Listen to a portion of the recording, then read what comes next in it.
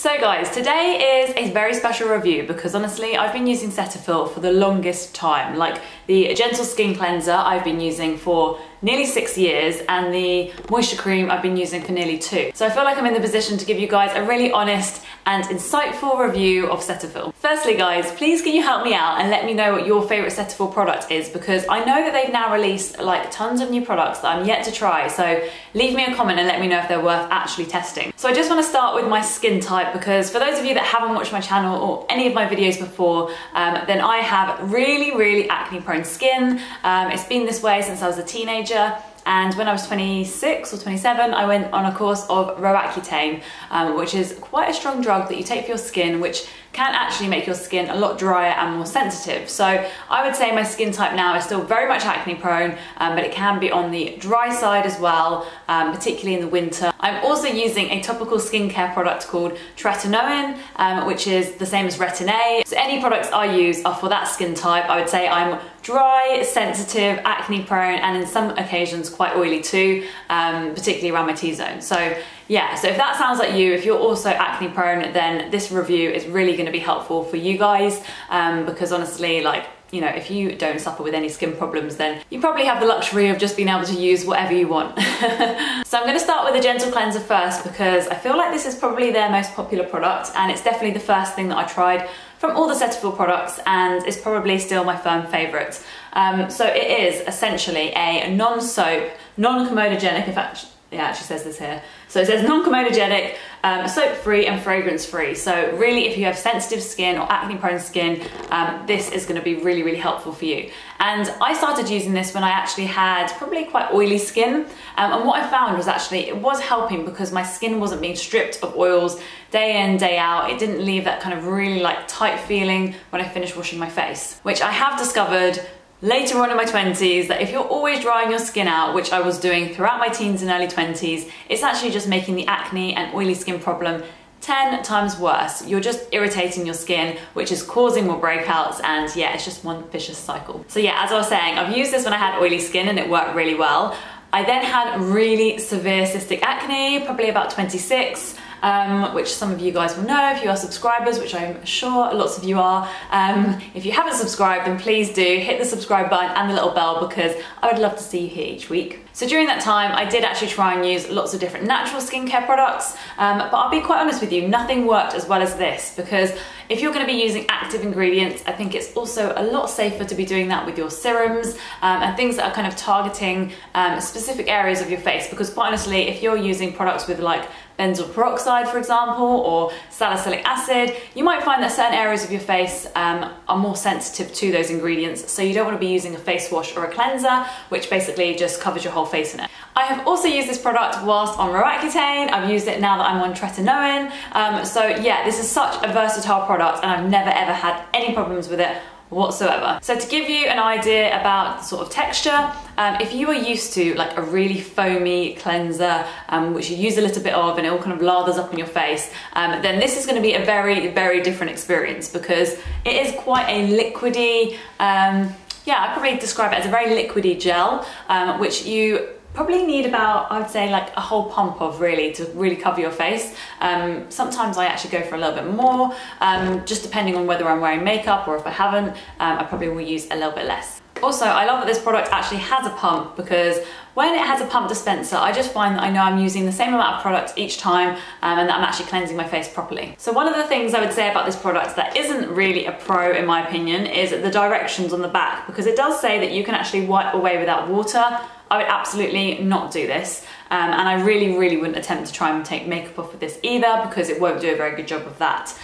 So I would say I usually use this on a dry face. I kind of massage it in and then I'll rinse it off with water and you know, towel dry, but I would not go in with this like taking it off with a cotton pad, I think it says, or trying to take makeup off, because yeah, I have tried that and it definitely doesn't work. Another thing I would say about the Gentle Cleanser is that some people have actually reported that it still does feel like a tingling sensation on their face.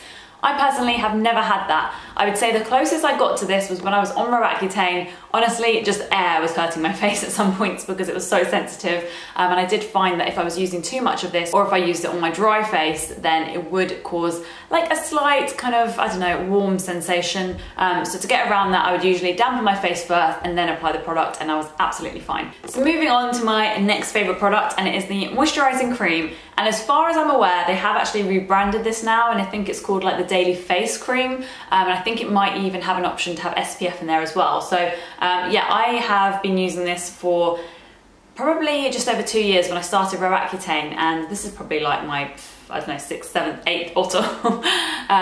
But yeah, I have been using this one for a little while, and it's in fact pretty much empty. Let me show you. So it's, yeah, very creamy consistency, and it rubs in so well. It kind of rubs in like a gel. It's definitely not kind of like a heavy, I don't know, like a heavy cream. It does leave a little bit of residue on your skin once you've rubbed it in, but usually after about an hour or so it really kind of sinks in and your face feels so plump and hydrated. Honestly, it's super cheap as well, so you could find really expensive moisturizers that do amazing things, but if you want something really simple that you know works and is affordable, then this cream is honestly amazing. I also love how versatile this product is as well. I think I can say that for the whole Cetaphil range, because there is no like bells and whistles. It's honestly not the most beautiful product in the world, let's be honest, but it really does what you need it to do, and that is kind of formulating skincare that keeps your skin hydrated. It doesn't really break down the barrier, your protective barrier on your skin, and it doesn't do any kind of harmful damage, so you're not really having any real active ingredients that could cause sensitivity. So as I said, I started buying this because I was on Roaccutane. I would say if your skin is really oily,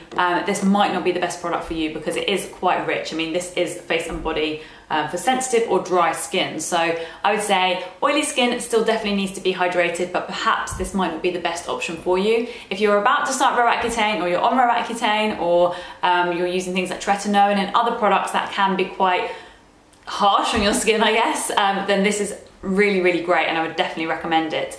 And I've never had any problems. Neither of these products have ever broken me out. I haven't seen any correlation between that. But yeah, I would really recommend this if your skin is on the more dry side.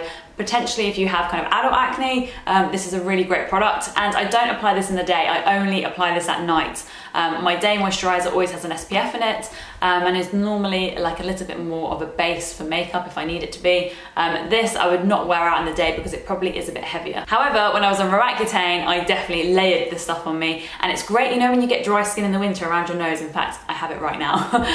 But it's great for sort of healing those sort of areas, and around the eyes. You know, you can wear this as an eye cream. You don't need to buy a specific eye cream. This will do just the same thing, if not better. So after that glowing review, I also have a confession, and that is I am no longer going to be relying on my Cetaphil products. And the reason is their ingredients lists are fine and they obviously work. They haven't been doing any damage to my skin as far as I'm aware. However, over the last few months, I've been doing much more research into actual skincare ingredients. And I have found that the Gentle Cleanser includes an ingredient which I don't think is great for your skin. And in fact, I think most people will tell you to stay clear. And that is sodium lauryl sulfate, and that is SLS. I'm also at a point now where these products work, don't get me wrong, but I want to find products that I'm really excited to use. And I know that sounds really silly, but if you've struggled with acne throughout your entire life and you've always been using kind of medicated products, I don't know about you, but I've always really wanted to have beautiful skincare that can sit along my shelf and that, you know, I am excited to use, because you know, removing your makeup, cleansing, moisturizing, it should all be a really enjoyable process. And I'm all about self-love and, you know, doing what feels good. And yeah, I want to enjoy the products that I use. So I have been doing some research and I have found amazing alternatives to these that I've been trying for a few months now, which I absolutely love. And the best thing about this is they're all from independent British companies. So I've been on the hunt to support local businesses and, you know, buy products that I really believe in, that have had ingredients that are really thought through. So I will show you now the skincare that I'm really loving that could replace your Cetaphil cream or your Cetaphil cleanser. So the first product I wanted to show you is by a brand called A. Florence Skincare, and I absolutely love this brand. Literally every ingredient in each of their products is so well thought through. The products are so well formulated, and yeah, I can't get enough of this cleanser. I've been using it for about 2 weeks now, and you honestly need like the tiniest amount. The only negative I would say about this is it is fragranced, and that's naturally fragranced, not artificially fragranced. That's just what occurs in some of these ingredients, which if you're not used to a fragrance cleanser, which obviously I have not been for some time, then it is a little bit, I wouldn't say off-putting, but it's definitely something that I've noticed. However, that has not caused my skin any irritation. And in fact, I would say my skin has been a lot more hydrated since using this over the last 2 weeks. It's probably one of the few cleansers that I've actually used that I've seen like immediate results with. So I absolutely love this. And again, yeah, this is a small independent British company. Everything's formulated by a lovely lady called Tina in London, and yeah, I love this product and I cannot get enough of it. From A Florence Skincare, I've also picked up their Hydration Booster Serum, and I've been using this in the mornings mixed with my Avene moisturiser. And I use this, yeah, just before I leave the house, and it just really kind of gives that extra kind of glow to your skin. And if you're using things like tretinoin or any kind of active ingredients that can cause drying, then you're probably like me and could really use some extra hydration. So yeah, I love this stuff and it's been working so well. It's got great ingredients like vitamin C and niacinamide. So yes, love this. Now, finding a moisturiser to replace my Cetaphil has been quite the challenge, let me tell you. I think I've tried close to 4 or 5 now, and none have been as good as the one I'm about to show you, which is by Evolve. So it's an organic beauty company, and normally I try and stay away from like really like natural skincare because sometimes it's just packed with tons of oils which don't really react well to my skin. But yeah, this moisturiser has basically been formulated like a dream. Again, it's fragrance, which can be a little bit off-putting, but it's all naturally occurring as well, so I haven't really had a huge problem with that. And this is the most amazing texture. It's called the Multi-Peptide 360 Moisture Cream. Again, I wouldn't use this in the day as it's a bit too heavy, and of course it doesn't have any SPF in it. But for a nighttime moisturiser, this has been working so well. My skin feels so soft, really clear as well. I haven't had any breakouts since using this. And honestly, like, the smell is not offensive at all.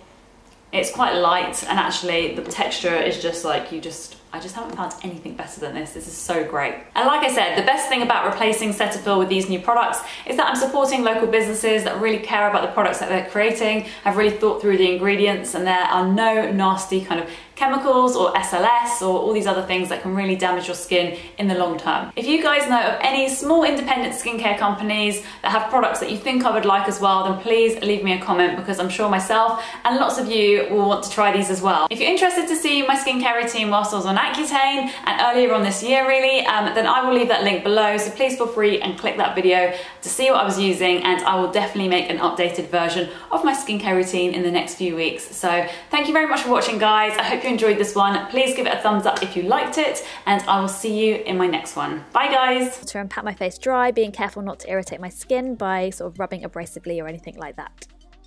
Then it's time to moisturize.